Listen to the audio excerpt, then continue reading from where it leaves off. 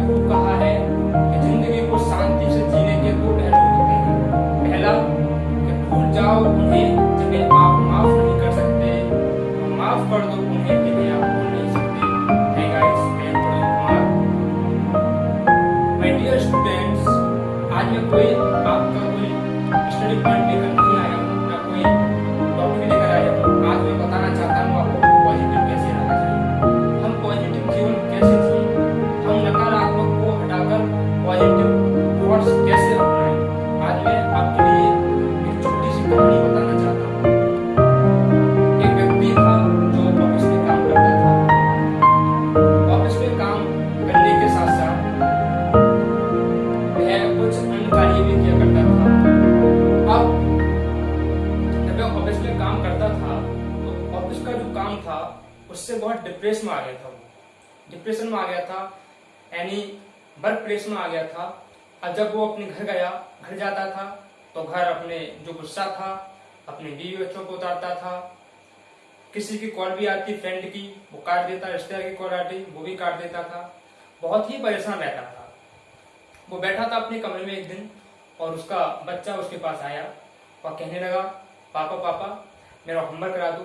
तो बोला, मैं होमवर्क कराने के लिए बैठा हूँ यहाँ पर। तो वो बच्चा उसे कहा, जाओ अपने कमरे में। बच्चा गया और अपने कमरे में जाकर पढ़ते पढ़ते सो गया। जो किताब थी, वो जो कॉपी थी उसके ऊपर बैठ गई, डाली उसने। अब उसके बाद उसने सोचा कि जब उसका गुस्सा ठंडा हुआ तो वह उसके कमरे में गया अपने बच्चे के पास कि देखूं जाकर बच्चे को ऐसी क्या जरूरत थी, ऐसा क्या होमवर्क था जिससे मुझे जरूरत थी नहीं। गया और जो उसे लिटा दिया, उसकी जो कॉपी थी वो उठाई कि आखिर देखूं तो कॉपी में क्या होमवर्क था। जब उसने कॉपी उठाई, उसमें देखा, उसमें एक टाइटल था, बच्चे का टाइटल लिखा हुआ था कि जो कार्य हमें पहले पहले जो हमें जटिल लगता है वही कार्य हमें अंत में सरल लगने लगता है। इसका ये टाइटल था। इस पर एक बच्चे को ऐसे लिखना था। अब उसमें एक पैराग्राफ बच्चे ने लिख दिया था। अब पहली हेडलाइन लिखी थी कि thank you so much, thank you so much ऐसा जीवन देने के लिए, थैंक यू सो मच ऐसा जीवन देने के लिए, थैंक यू सो मच उन एग्जाम्स के लिए जो पहले पहले हमें बहुत कठिन लगते हैं, लेकिन लास्ट में जब उनका अंत होता है तो हमें बहुत अच्छे लगने लगते हैं। थैंक यू सो मच उस अलार्म का जो हमें सुबह उठने में मदद करती है, लेकिन हमें सुबह उठते हुए बेकार तो लगता है, लेकिन हमें पता पड़ता है हम जीवित हैं।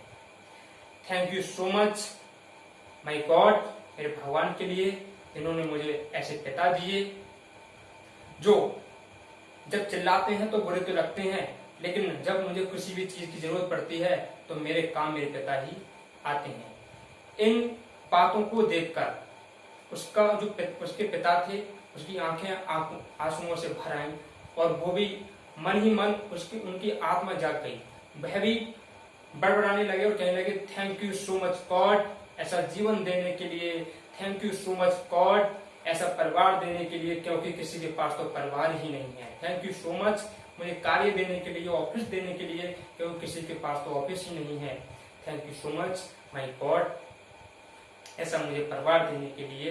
तो इस कहानी से एक पॉजिटिविटी मिलती है हमें कि हमारे पास जो भी है, हमारा जैसा भी जीवन है, हम उस जीवन में हमें खुशियां देखनी चाहिए, हमें अपनी खुशियां पैदा करनी चाहिए, हमें पॉजिटिव रहना चाहिए, ना कि नेगेटिव। हम चाहे हमें कितनी भी विपत्ता आ जाए, हमें नेगेटिविटी नहीं अपनानी चाहिए, हमें सिर्फ पॉजिटिविटी अपनानी चाहिए। इस कहानी से हमें ये सीख मिलती है कि हम कितनी भी डिप्रेस में हो, हम पे कितना भी वर्क का प्रेस हो, लेकिन हमें संकट में नहीं आना है, हमें सिर्फ पॉजिटिविटी रहना है। एक बात और, कर दिखाओ कुछ ऐसा कि दुनिया चाहे करना आपके जैसा। Thank you so much.